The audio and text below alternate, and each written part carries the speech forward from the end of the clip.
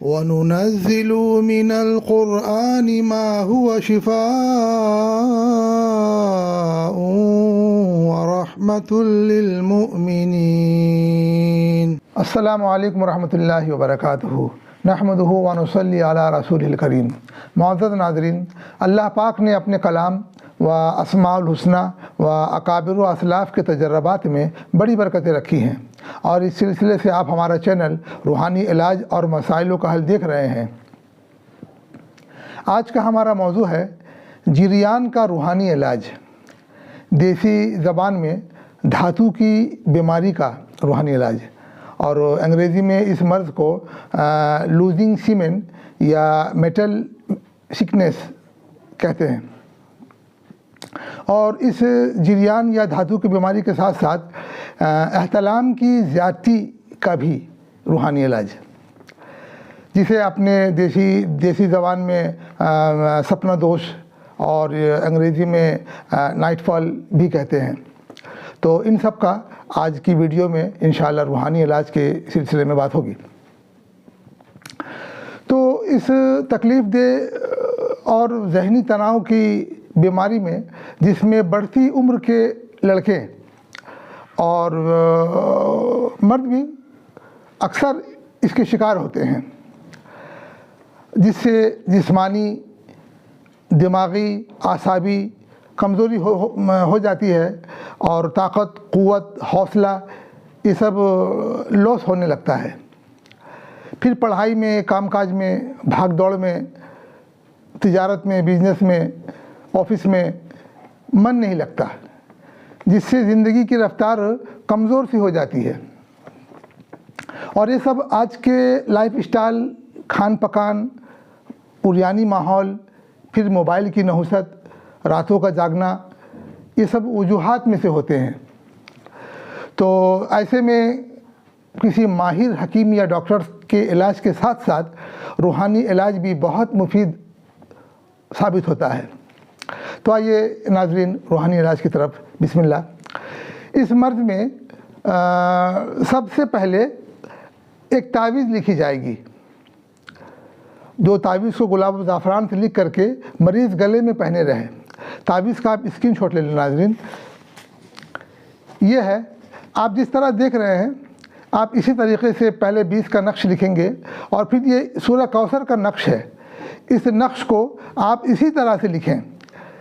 یہ انا اعطیناک الکوثر 3 راؤنڈ آپ پڑھیں، اور اس طریقے سے آپ لکھتے چلے جائیں، تو آپ دیکھیں گے سیریلی آپ کا خانہ پر ہو گیا۔ جیسے انا اعطیناک الکوثر فصلی لربک وانحر، یہ پہلے لائن میں آپ دیکھ رہے ہیں، اور اسی کے نیچے آپ دیکھ رہے ہیں انا شانئک هو الابتر، اور دائیں طرف آپ دیکھ رہے ہیں انا اعطیناک الکوثر فصلی لربک وانحر انا شانئک هو الابتر، وہ دائیں طرف کی راؤنڈ سے۔ اور بیچ میں بھی آپ ملا کر پڑھیں گے تو آپ دیکھیں گے کہ آپ کا نقش تیار ہو گیا۔ 3 راؤنڈ آپ اس انا اعطینا آپ پڑھیں گے اور لکھیں گے، انشاءاللہ آپ کا نقش تیار ہو جائے گا۔ پھر نیچے میں آیت کریمہ ہے، پھر دونوں طرف جو لکھا اسی طریقے سے لکھے۔ اس کے نیچے میں چھوٹا سا ایک نقش ہے، یہ ہبرو زبان، عبرانی زبان میں اسم اعظم ہے، تو اسے لکھ کر کے آپ ایک لکیر خط کھینچ دیں۔ بس ناظرین، یہ تعویذ لکھ کر کے گلاب و زعفران سے مریض کے گلے میں آپ پہنا دیں انشاءاللہ، جب تک مریض شفا یاب نہ ہو تعویذ پہنا رہے۔ دوسرے، پینے کی ایک تعویذ ہوگی۔ تعویذ اس طرح سے ہوگی، ایک دعا ہوگی پینے کی۔ تو ایک آیت مبارکہ ہے جو تیسرے پارے کی 10ویں رکوع میں سورہ آل عمران کی یہ آیت ہوگی، آیت نمبر 14۔ تو اس آیت مبارکہ کو آپ گلاب و زعفران سے لکھیں، پھر 1 بوتل پانی میں آپ ڈبو دیں۔ اب جب مریض جب غسل کرے گا، جب نہائے گا، نہانے کے بعد آ کر کے اسی بوتل میں بسم اللہ الرحمن الرحیم پڑھ کے اس آیت کریمہ کو، جو بھی آپ کو دوں گا اسکرین شاٹ میں، اس کو 7 مرتبہ پڑھ کر کے پانی میں دم کر لیں۔ اب صبح، شام اور رات سوتے وقت وہ پیے۔ اس طرح سے جب وہ غسل کرے گا، جب نہائے گا، وہ نہانے کے بعد 7 مرتبہ اس عمل کو پڑھ کر کے اسی بوتل میں پانی میں وہ دم کرتا رہے گا اور پیتا رہے گا، صبح شام رات سوتے وقت۔ اگر کوئی پڑھنا نہ جانے تو کسی پڑھنے والے سے 1 مرتبہ 7 مرتبہ پڑھ کے دم کروا لے اور اس پانی کو وہ صبح شام رات ہوتے وقت پیتے رہے جب تک مرد اچھا نہ ہو۔ تو اور آدمی مریض اگر خود اس آیت کریمہ کو پڑھے تو بہت اچھا فائدہ ہوگا اور بہت فاسٹ اس کا اثر دکھے گا۔ آپ اس کا بھی اسکرین شاٹ لے لیں ناظرین۔ یہ ہے، یہ 3ویں پارے کی 10ویں رکوع ہے، سورہ آل عمران ہے اور آیت نمبر 14 ہے۔ یہ بھی مشہور آیت ہے۔ بسم اللہ الرحمن الرحیم۔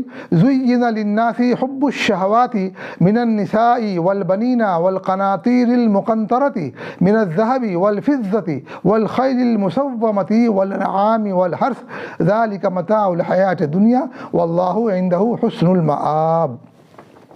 بس ناظرین یہی ہے، اسی کو آپ لکھ کر کے پانی کی بوتل میں بھی ڈالیں اور جب مریض نہائیں تو نہانے کے بعد آ کر کے فوراً 7 مرتبہ پڑھ کر دم کرے اور اسی پانی کو پیتا رہے۔ تعویذ تو ایک پہننے والی ہے اور یہ عمل پینے والا ہے۔ کرتے رہیے 40 دن تک، آپ کو یہ عمل پینے والا 40 دن کرنا ہے اور تعویذ پہنے رہیے آپ جب تک مرض اچھا 6 مہینہ سال بھر پہنے رہے۔ انشاءاللہ الرحمن اللہ پاک بہت جلد شفا دیں گے۔